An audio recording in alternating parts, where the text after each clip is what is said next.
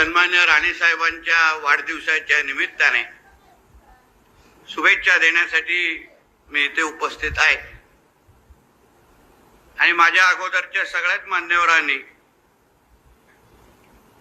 आपल्या आपल्या पद्धतीने सन्मान्य राणे साहेबांबद्दल आपले विचार इथे मांडलेले आहेत.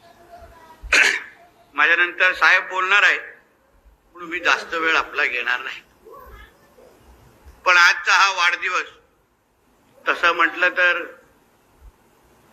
सन्मान्य राणे साहेबांचा वाढदिवस साजरा करण्यामध्ये दरवर्षी आपण तसाच उत्साहाने साजरा करतो, त्याच ताकदीने साजरा करतो आणि जसं निलेश साहेबांनी उल्लेख केला की आपल्या सगळ्यांसाठी तो सणच आहे. आज मंत्री म्हणून काम करत असताना नेहमी वाटतं की नाही, साहेबांच्या स्वप्नातलं की साहेब ज्या ज्या गोष्टी बोलत गेले त्या सगळ्या गोष्टी आता करून दाखवायच्या.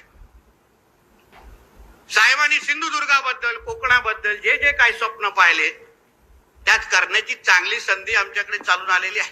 कुठेच काय कमी पडण्याचं कारण नाही, सगळी सत्ता आपल्याकडे आहे. आता फक्त लोकांसाठी ज्या ज्या गोष्टी साहेबांनी ठरवल्या आहेत, ज्या ज्या गोष्टी साहेबांना करायच्या होत्या त्या सगळ्या गोष्टी आता होत असताना आपल्याला पुढच्या 5 वर्षामध्ये दिसणार आहे. आपण सर्वजण, मला आश्चर्य वाटतं किंवा मला अभिमान वाटतो माझ्या सगळ्या त्या कार्यकर्त्या सहकाऱ्यांचा. या दिवसात तर सगळेच येतात, सगळेच गुच्छ देतात, सगळेच पाठीवर ताप, सगळेच आठवण करतात. पण या 10 वर्षामध्ये जे जे कार्यकर्ते निस्वार्थ पद्धतीने राणे कुटुंबाबरोबर राहिले, उद्या काय होणार याचा विचार केला नाही. आमचा फक्त राणे साहेबांवर प्रेम आहे.